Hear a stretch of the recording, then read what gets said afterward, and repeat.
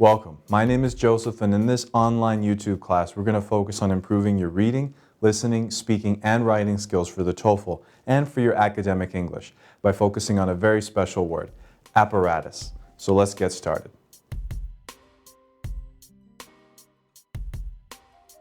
Now, to improve your writing, we have to make sure that you know how to spell this word when you use it in your essays. And we spell this word A-P-P-A-R-A-T-U-S, apparatus.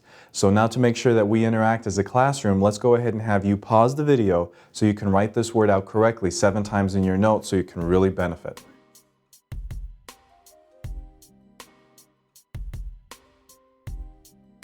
To improve our listening and our speaking skills, we're going to make sure that we can hear this word well and we can say it well. So as we know in English, when a word has more than one vowel sound, we break it into syllables. So apparatus has 4 vowel sounds, 4 syllables.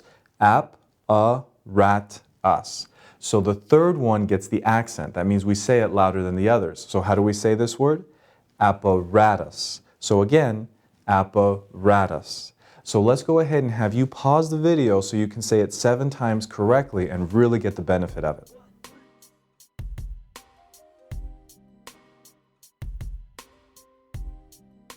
To continue to improve our listening and our speaking skills, we're going to focus on the S sound in apparatus. So in order to say this sound correctly, we have to focus on 6 parts to it. So it's a little bit tough, so let's pay careful attention. The first thing is that our lips are relaxed. And the second thing is that the air actually passes through our mouth when we make this sound and not our nose. So how do we make this sound? S, right? Relaxed lips and air through the mouth. Now the third thing is where it gets a little bit tricky, and that's where we talk about the position of the tongue. So the front of your tongue should actually rest up against the roof of your mouth, just as if you were making a T sound or a D sound. Now the fourth step is that you actually pass the air in between the roof of your mouth and your tongue, so it goes right in the middle. And what your tongue is going to do, it's going to kind of curve a little bit to let the air pass through, and that's how you get the S sound. So you want to make sure that your tongue is relaxed when you do this. There's no stress, there's no pressure. It's just resting against the roof of the mouth and you're just pushing the air in between. And then that's how you get it. Now the next thing is that this is a voiceless sound. So if you put your fingers on your throat when you make it, you see that you're not actually making any vibrations, and that makes sure that you're making the sound correctly. Now the last thing is pretty important, and that's that this is a long sound and not a short sound. So a lot of students make the mistake of dropping S's at the end of words or not really placing the right emphasis on it. So that means that you're not communicating effectively or clearly, and we don't want to do that. So how do we say our word? Apparatus, right? Nice strong S sound. So again, apparatus. So what I'd love for you to do right now is pause the video so you can practice it 7 times so you can really learn how to say it perfectly. So let's go ahead and do that now.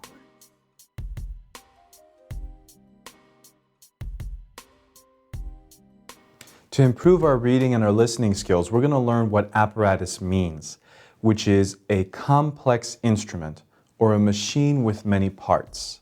And we use this word as a noun. To better understand how we use this word in our everyday speech, we're going to bring up a hypothetical example to learn it. And we're going to bring back our friend John. Now, if you remember, John is a businessman, a research scientist, and unfortunately, he's undergoing a lot of money trouble right now. He's in big credit card debt. So he's staying up late at night trying to think of an invention that's going to bring him a lot more money so he can get out of his trouble.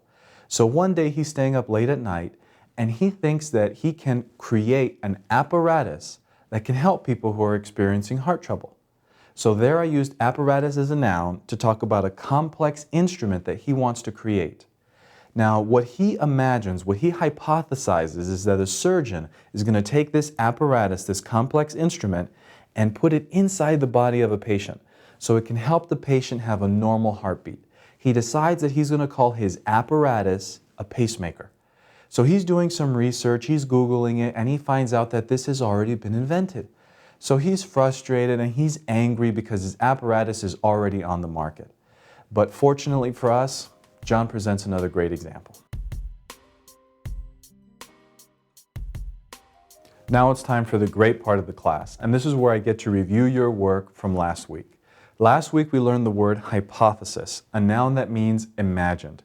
And I asked you to use that word while delivering an answer to an example TOEFL speaking question number 1. And that question was, if your friend had difficulty speaking in front of a large group of people, what advice would you give him or her and why? Use specific reasons and details to support your answer. And I had a lot of wonderful recordings that were submitted. I really enjoyed listening to your voices because I felt like we're really starting to become a class, we're starting to interact. So what I did was I picked pieces of your answers that actually use the word hypothesis and hypothetically and created a combined answer that we can all learn and benefit from. So let's go ahead and hear our first student start us off. In my view, if hypothetically my friend had a difficulty speaking in front of a large group of people, what I'm going to do is evaluate your speeches based on TOEFL requirements and teach you ways to improve your answers for the TOEFL. So even if you're not planning on taking the exam, it's still going to be beneficial because it's going to help you to speak more powerfully in more academic and formal settings. So the way that this student delivered the answer was great. We had great grammar, great speed, and good clarity. And we also used the word hypothetically very well. So what I want you to remember is that if you're ever answering a question that's unreal like this situation, it would be great for you to use the word when you're delivering your answer on the TOEFL. So now let's go ahead and hear our first reason. I would give the following advices. So first of all, I would encourage her to practice her speaking. I would suggest her to close her eyes, for example, and to hypothesize there would be people in front of her, and so practice her speaking. As everyone knows, there is a pearl of wisdom, practice makes it perfect. Now this was definitely a great answer, but there are a couple of things that we can do to improve upon it. The first thing is that when we're delivering our answers for the TOEFL, we want to speak with energy and speed because that shows fluency. I believe that we were comfortable enough to speak a bit faster, and while speaking faster we can deliver more content, and more content is going to give us a higher score. So always go in with that energy and try to say as much as you can. The next thing is we have two grammar points that I want us to work on. The first is the word advice. If you remember, advice is a non-count noun, just like water. So we don't want to use a and we don't want to have s. Now the next thing is that you're talking about specific advice, not general. So we need to use the specific word the following advice. The next thing is that after hypothesize, we need to say that there were. The reason is because hypothesize is a verb that's usually followed by a noun clause. If you don't remember what a noun clause is, that's a sentence that usually begins with that functions as a noun. So an easy everyday example might clear it up. You know the word know? It's a word that we use all the time. And sometimes we say things like, I know that you were late this morning. Well, that you were late this morning is a sentence that begins with that functions as a noun. It's the object of the verb know. So that's an example of a noun clause. Hypothesize is used the same way as know. So hypothesize that there were. Now there's one more point there, and that's with the verb were. If you remember, whenever you talk about imaginary situations, we use the verb were. For example, right now I'm based in Pasadena. So I would say a sentence like, if I were in New York, I would go to a couple of shows.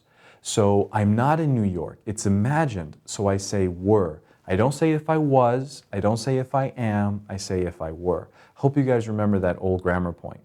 So besides that, this is a wonderful answer. Good job. Now let's actually hear a great transition from the first example to the second reason. And this is a transition that you want to use in case you're answering a question that's also imaginary. So let's go ahead and listen to it. I'd like to hypothesize here that we already know that this is a good transition for questions that are imaginary. But one of the things that I noticed in our speech is that we can use a little work with natural intonation, the rhythm and the volume of our language when we speak. It doesn't quite match a native speaker's as much as I think it could. Whenever you have this situation, or for good general practice, one thing that I recommend is take any recorded speech, maybe record about 30 seconds of anything, this YouTube video, lectures that you guys listen to, anything. And what you want to do is you want to write down every single word that you hear. So dictation, write a transcript. And then what you want to do is you want to read that transcript and read it in the exact same way that you hear it. So follow the intonation, the volume, the speed, everything of the native speaker. And what you're going to do is you're going to start to get the rhythm, the volume, the voicing, everything in the word grouping of the way you speak when we speak English naturally. And that's really going to help you to deliver more powerful language to get you a higher score. Now let's actually listen to the second reason and how it's developed.